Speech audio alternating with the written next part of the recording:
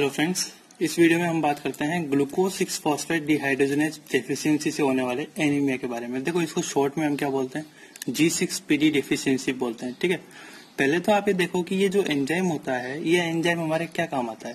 देखो, आपको पता होगा, आपने HMP शंट पढ़ा होगा बायोकेमिस्ट्री के अंदर, तो आपने उसके अंदर देखा होगा कि जो ग्लूकोज 6 फॉस्फेट होता है उससे 6 फॉस्फोग्लूकोनोलेक्टोन के फॉर्मेशन में ये एंजाइम जो होता है काम आता है। ठीक है, तो पहले मैं यहाँ पे लिख देता हूं कि अगर हम बात करें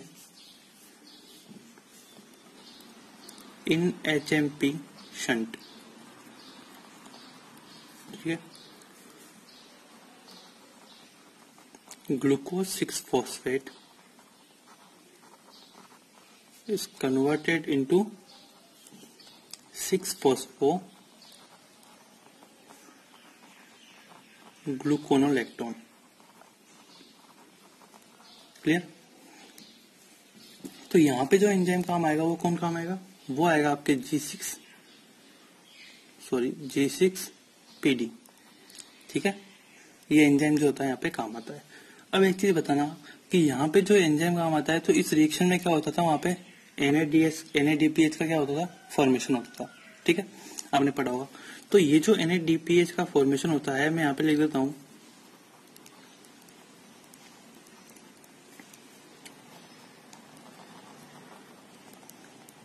ठीक है, NADPH का फॉर्मेशन होता था। और ये NADPH किस में काम आता था, आपको पता होगा कि एक रिएक्शन चलती थी जिसके अंदर क्या था कि जो रिड्यूस ग्लूटाथियोन होता है वो किसके अंदर, जो ऑक्सीडाइज ग्लूटाथियोन के अंदर कन्वर्ट होता था, और एक अल्टरनेट रिएक्शन में H2O2 को H2O के अंदर कन्वर्ट किया जाता था। ठीक है, और उसमें क्या था, NADPH काम आता था। ठीक है, तो reduced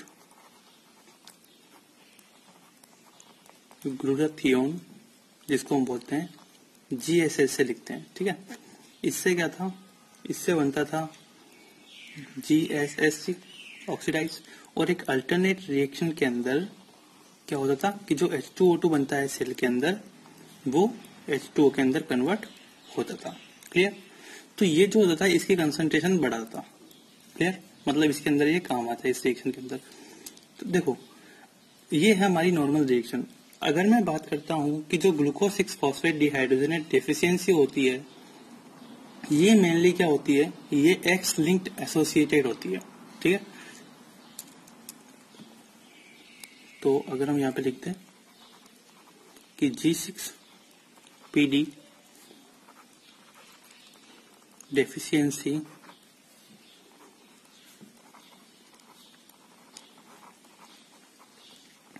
mainly associated with S-linked recessive disorder है।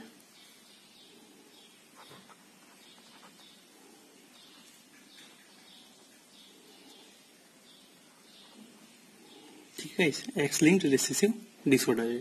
ठीक, और एक चीज आपको क्लियर हो रहा होगा कि एक्स लिंक्ड रिसेसिव डिसऑर्डर है, तो इसका मतलब क्या है कि ये फीमेल्स के अंदर क्या होता है, ज्यादा होता है। ठीक है, एज कंपेयर टू मेल के अंदर। सॉरी, ये गलत लिख दिया थोड़ा सा, फीमेल के अंदर ज्यादा होता है एज कंपेयर टू मेल। ठीक है, थोड़ा सा।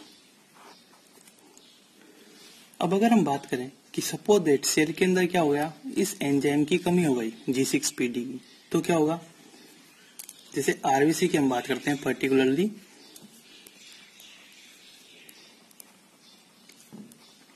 व्हेन G6PD कम हो गया तो उससे क्या होगा कि जो RBC है, RBC के अंदर क्या होगा, H2O2 H2O के अंदर कन्वर्ट नहीं हो पाएगा ज्यादा। तो RBC के अंदर क्या होता है कि जो ऑक्सीडेटिव स्ट्रेस होता है वो क्या होता है, RBC में बढ़ जाता है। ठीक है,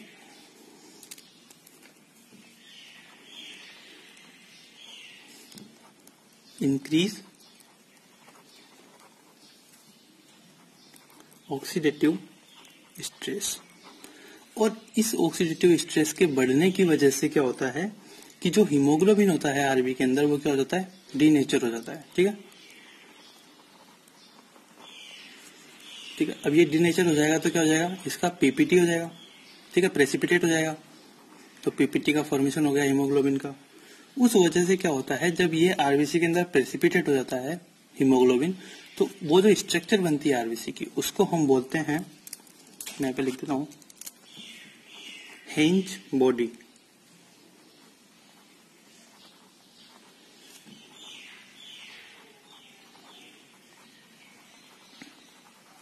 हेंज बॉडी का क्या हुआ, फॉर्मेशन हुआ। Clear guys? ठीक है। अब आप देख सकते हो इसको कि ये आरबीसी है, ठीक है, और इसके अंदर क्या हो गया है, ये हीमोग्लोबिन प्रेसिपिटेट हो गया है एक जगह पे, ठीक है। तो ये क्या है, हीमोग्लोबिन है, और ये क्या है, आरबीसी है, ठीक है। अगर हम रूटीन एग्जामिनेशन की बात करें, ब्लड के रूटीन एग्जामिनेशन की, तो उसके अंदर ये स्ट्रक्चर हमें देखने को नहीं मिलती है, ठीक है। Can not recognise in routine examination.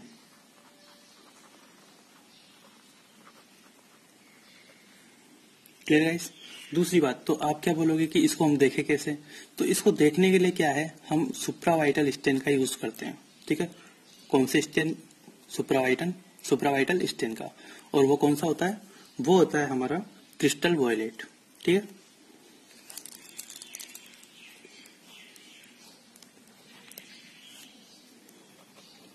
Use supravital stain. आपको पता है जो रेटिकुलोसाइट होती है उनको देखने के लिए भी सुप्रावाइटल स्टेन का यूज करते हैं।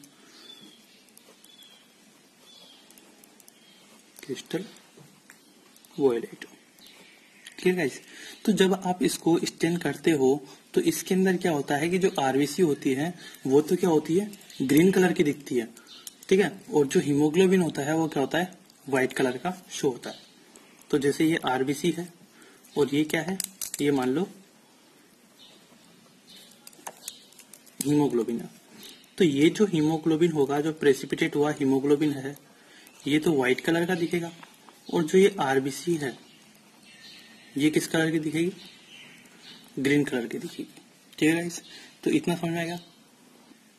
तो अब एक चीज बताइए कि जो हेंज बॉडी है इसके अंदर क्या था, इसके अंदर ऑक्सीडेटिव स्ट्रेस बढ़ रहा था। जब इसका ऑक्सीडेटिव स्ट्रेस बढ़ रहा है तो इसकी जो आरबीसी की मेम्ब्रेन है वो क्या हो जाती है, डैमेज हो जाती है। और वहां पे जो सिस्टेमिक सर्कुलेशन है उसके अंदर क्या होती है, आरबीसी की मेम्ब्रेन डैमेज हो जाती है, ठीक है। इस वजह से क्या होता है कि इसका हीमोलाइसिस हो जाता है, और हीमोलाइसिस कहाँ हो रहा है, सिस्टेमिक सर्कुलेशन में। इस वजह से हम इस हीमोलाइसिस को क्या बोलते हैं, इंट्रावेस्कुलर हीमोलाइसिस, ठीक है। तो अगर हम यहाँ पे अलग से बात करें हेंज बॉडी की,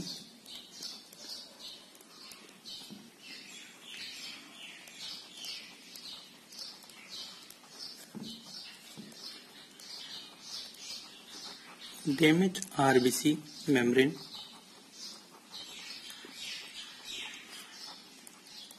इन सिस्टेमिक सर्कुलेशन। क्लियर? दूसरी बात, अगर सपोज दैट ये हेंज बॉडी है, जब ये स्प्लीन के थ्रू पास होती है तो स्प्लीन के अंदर क्या होती है, मैक्रोफेज होती है, ठीक है। तो वो मैक्रोफेज इन पे एक्ट करती है, और क्या क्या करती है इनका, इन स्प्लीन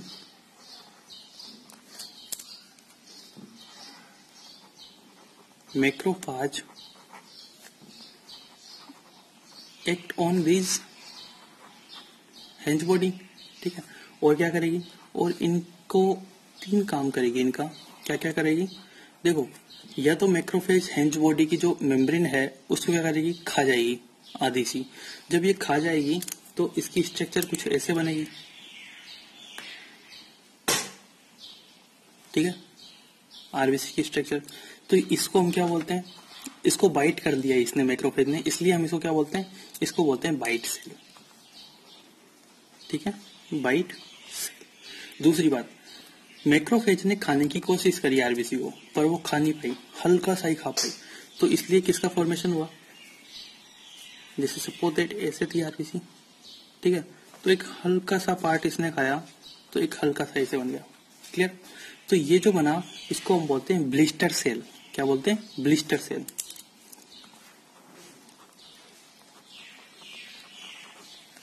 तीसरी बात, ये जो हेंज बॉडी है ये पूरी मेम्ब्रेन भी खा सकती है मैक्रोफेज, तो इस वजह से जो है ये किस में कन्वर्ट हो गई, स्फेरिकल आरबीसी के अंदर भी कन्वर्ट हो सकती है, ठीक है, जिसको हम क्या बोलते हैं, स्फीरोसाइट, ठीक है, स्फेरिकल स्ट्रक्चर में कन्वर्ट हो गई आरबीसी। Clear guys? तो ये जो 3 फाइंडिंग होती है ये हमें जब आप डायग्नोसिस करते हो इस डिजीज का, तो उसके अंदर जो ब्लड स्मीयर बनाते हो, पेरिफेरल ब्लड स्मीयर, तो उसके अंदर ये 3 फाइंडिंग हमें देखने को मिलती है। Clear guys? अब अगर आप पूछो कि ऐसे कौन कौन से फैक्टर होते हैं जिनकी वजह से ये ऑक्सीडेटिव स्ट्रेस बढ़ता है आरबीसी के अंदर, तो देखो कई सारे फैक्टर हो सकते हैं। जैसे अगर मैं सपोज दैट पहला फैक्टर की बात करता हूँ, वो है हमारे पास फूड मटेरियल, कि कुछ फूड मटेरियल ऐसे होते हैं जिनकी वजह से आरबीसी में ऑक्सीडेटिव स्ट्रेस बढ़ सकता है। तो कौन से होते हैं? फॉर एग्जाम्पल जैसे कि हम बात करें फावा बीन्स, ठीक है, तो फावा बीन्स जो होते हैं ये क्या करते हैं, ऑक्सीडेटिव स्ट्रेस को बढ़ाते हैं आरबीसी के अंदर। दूसरी बात अगर मैं बात करूं कि अगर सपोज कोई इन्फेक्शन की कंडीशन है, तो कुछ इन्फेक्शन की कंडीशन में भी क्या होता है, आरबीसी के अंदर जो ऑक्सीडेटिव स्ट्रेस है वो क्या होता है, बढ़ जाता है। जैसे फॉर एग्जांपल जब इन्फेक्शन होता है तो क्या होता है, जब इन्फेक्शन होता है तो उसकी वजह से क्या है, ऑक्सीजन जो रेडिकल्स प्रोडक्शन है वो क्या होता है, बढ़ जाता है। और जब ऑक्सीजन रेडिकल प्रोडक्शन है जब वो बढ़ जाएगा तो उसकी वजह से ये ऑक्सीडेटिव स्ट्रेस जो होता है वो भी बढ़ जाता है। क्लियर? क्योंकि सेल को डैमेज करना है उसको। Oxygen radical production will increase and after then oxidative stress will also increase। Clear? तीसरी बात, ये तो हो गई हमारे पास 2 बात। तीसरी बात अगर हम बात करें कि कुछ ड्रग्स ऐसी होती है वो भी क्या करती है, आरबीसी के अंदर ऑक्सीडेटिव स्ट्रेस को बढ़ाती है। उसके अंदर आप ध्यान रखना कि कुछ ड्रग्स जैसे कि हम बात करें एंटी मलेरियल ड्रग्स, ठीक है, एंटी मलेरियल ड्रग्स हो गया, या अगर मैं बात करूं एंटी ट्यूबरकुलर ड्रग्स हो गया,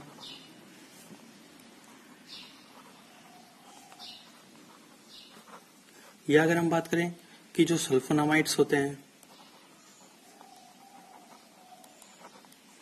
वो हो गए, या फिर एक टाइप की और ड्रग आती है वो है नाइट्रोफ्यूरेंटोइन, ठीक है। ये 4 ड्रग के नाम आपको याद रखने हैं। ये क्या करते हैं, आरबीसी के अंदर ऑक्सीडेटिव स्ट्रेस को बढ़ाते हैं।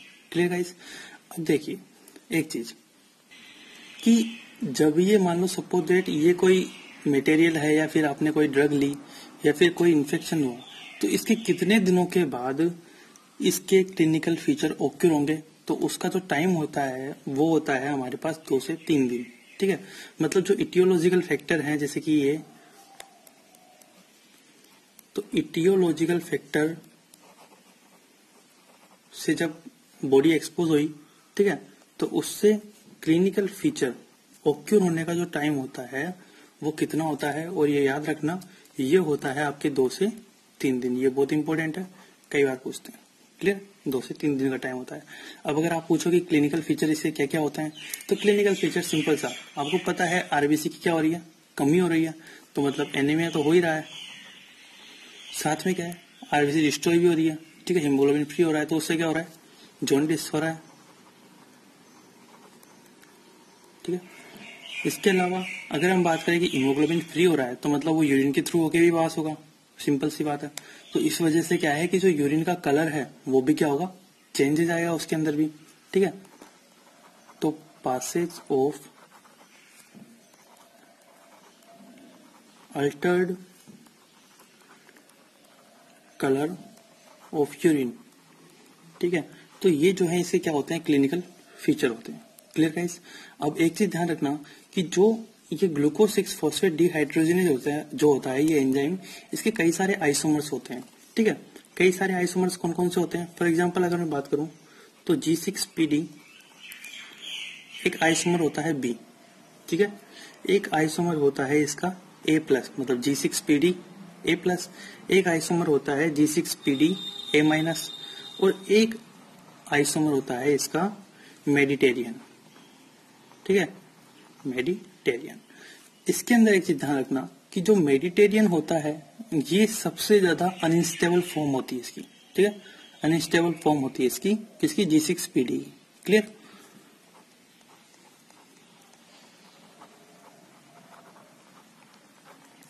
Clear guys.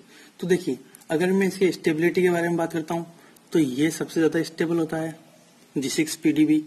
इससे कम ये होता है, इससे कम ये होता है, और सबसे कम ये होता है। ठीक है, इस फॉर्म में आप इसको याद रख सकते हो। फिर अगर मैं बात करूं तो आपको पता है कि G6PD की अगर ज्यादा अनस्टेबल होगा, ठीक है, तो ये अच्छे से काम नहीं कर पाएगा। और अगर सपोज दैट किसी बंदे के अंदर ये वाला आइसोमर है G6PD का, तो इस कंडीशन में क्या होगा कि ये जो डिजीज है इसकी सीवियरिटी क्या होगी, बहुत ज्यादा होगी। ठीक है, तो ये ध्यान रखना। तो मैं यहाँ पे लिख देता हूं कि most severe kind of variant of G6PD which is going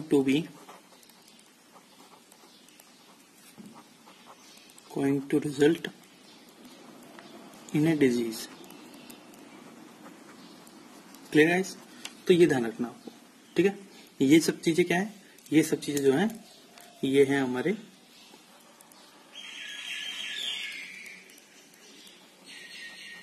isomers of G6PD। ठीक है, अब अगर मैं बात करूं कि इसमें से कौन सा जो आइसोमर है जो कि कॉमनली पाया जाता है, मोस्ट कॉमनली, ठीक है, सब मतलब कि लगभग सारे जो एनिमल होते हैं, जो ह्यूमंस होते हैं, उनके अंदर ये पाया जाता है। तो ये जो G6PD आइसोमर होता है ये मोस्ट कॉमन होता है। क्लियर। तो ये चीज आपको इसके अंदर ध्यान रखनी है। अब हम आते हैं इसके डायग्नोसिस पर। ठीक है, तो हम डायग्नोसिस की बात करते हैं। देखो, डायग्नोसिस के अंदर सिंपल सा आपको एक चीज तो ये पता है, इससे भी आप डायग्नोस कर सकते हो कि ये फीमेल्स के अंदर क्या होता है, ज्यादा होता है एज कम्पेयर टू मेल। तो पहले डायग्नोसिस में आप लिख सकते हो कि ये जो है फीमेल के अंदर क्या होता है, ज्यादा होता है एज कम्पेयर टू मेल।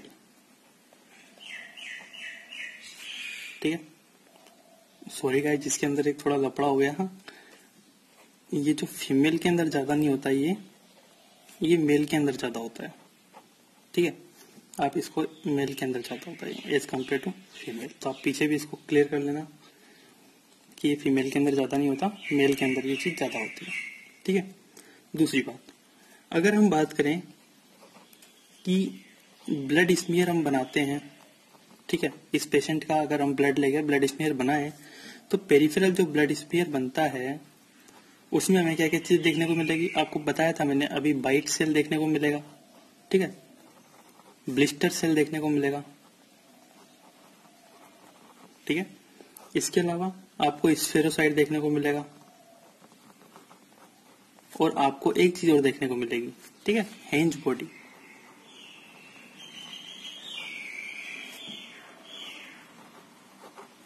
ठीक है, तो ये चीज आपको ब्लड के अंदर देखने को मिलेगी जब आप क्या करोगे, इसका पेरिफेरल स्मीयर बनाओगे। तीसरी बात क्या है, तीसरा अगर मैं डायग्नोसिस करूं तो जो सबसे बेस्ट डायग्नोसिस होता है इस डिजीज के अंदर वो होता है हमारे पास G6PD से। ठीक है, ये कंफर्मेटरी डायग्नोसिस भी है और ये सबसे बेस्ट डायग्नोसिस भी है। ठीक है, कंफर्मेटरी डायग्नोसिस वो कौन है, G6PD से। ठीक है, और ये ध्यान रखना कि ये सबसे बेस्ट डायग्नोसिस है इस डिजीज के अंदर, और ये इंपॉर्टेंट भी है।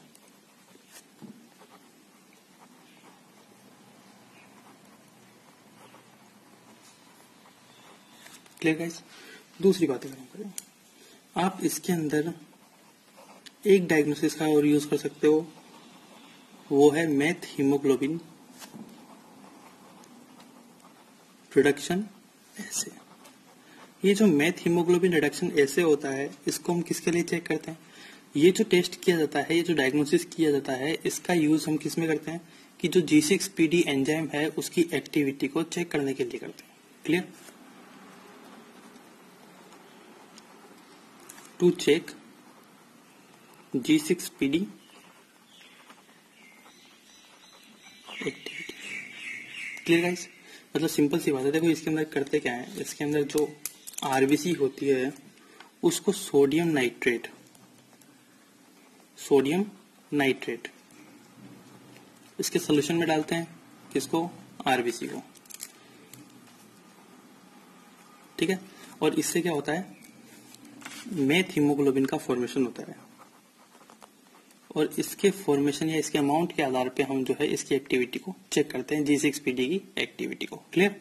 तो ये जो है आपके डायग्नोसिस कंप्लीट होता है। अब हम बात करते हैं इसके ट्रीटमेंट के बारे में, ठीक है। देखो इसके ट्रीटमेंट में आपको एक चीज ध्यान रखना कि इसके अंदर क्या करते हैं, हम कोई भी ड्रग का यूज नहीं करते हैं इस पर्टिकुलर डिजीज को ठीक करने के लिए। हम क्या करते हैं कि जो इसके अंदर सिम्टम शो हो रहे हैं उनको कम करने के लिए क्या करते हैं, हम ड्रग का यूज करते हैं, ठीक है। मतलब सिंपल सी बात है, इसका सिम्टोमेटिक जो ट्रीटमेंट होता है वो हम इसको करते हैं, ठीक है। पर्टिकुलरली G6PD के लिए हम कोई नहीं करते। तो ट्रीटमेंट के अंदर क्या है कि सिम्टोमेटिक ट्रीटमेंट इसका किया जाता है, ठीक है। मतलब जॉन्डिस हो रहा है या फिर जो भी हो रहा है उसको हम ट्रीट करेंगे, ठीक है। यूरिन का जैसे कलर चेंजेस हो रहा था तो यूरिन को हम ठीक करेंगे उस हिसाब से। बट इसके अंदर क्या था, कोई भी ड्रग यूज नहीं करते पर्टिकुलरली इसको ठीक करने के लिए। No drug is use for treatment. Clear guys. क्योंकि देखो सिंपल सी बात है कि ये जो कंडीशन होती है, जो G6PD डेफिशिएंसी की जो कंडीशन होती है, एक्चुअली ये क्या होती है, ये सेल्फ लिमिटिंग कंडीशन होती है। मतलब इसका जो ट्रीटमेंट होता है वो क्या है, सेल्फ लिमिटिंग ट्रीटमेंट होता है। होता क्या है, सिंपल सी बात है कि यार देखो आरबीसी होती है, कुछ आरबीसी वो होती है जो ओल्ड भी होती है, और कुछ आरबीसी ऐसी होती है जो क्या होती है, यंग भी होती है, ठीक है। तो जो ओल्ड आरबीसी होती है, उन ओल्ड आरबीसी के अंदर क्या होता है, आपको पता है जैसे जैसे एज बढ़ती जाती है वैसे वैसे क्या है, उसके एंजाइम भी क्या होते हैं, काम करना कम कर देते हैं। तो इस वजह से क्या होता है कि ये जो ओल्ड आरबीसी होती है ये हीमोलाइसिस के चांसेस ज्यादा रखती है, ठीक है। तो ये जब आरबीसी खत्म हो जाएगी, ओल्ड आरबीसी, नई आरबीसी आएगी, तो सिंपल सी बात है, ठीक है, ट्रीटमेंट अपने आप ही हो जाएगा उसका। तो ये क्या है, सेल्फ लिमिटिंग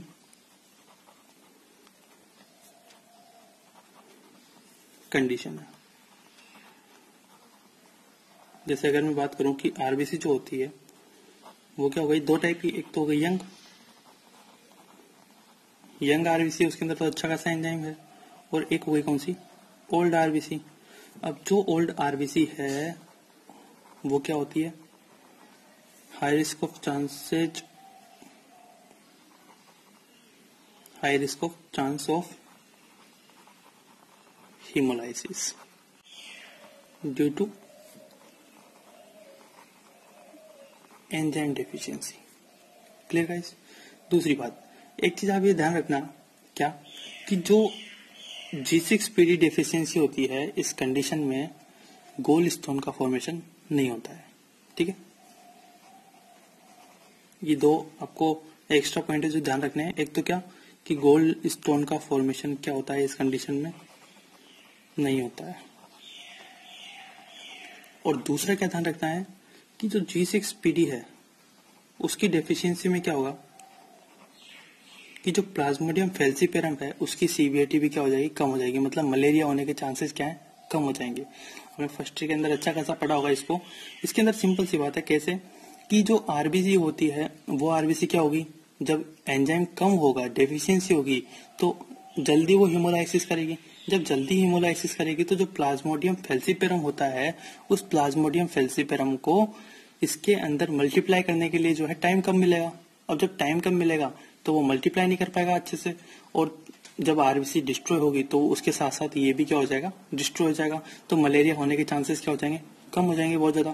तो ध्यान रखना कि G6PD की डेफिशिएंसी में जो प्लाज्मोडियम फैल्सिपेरम है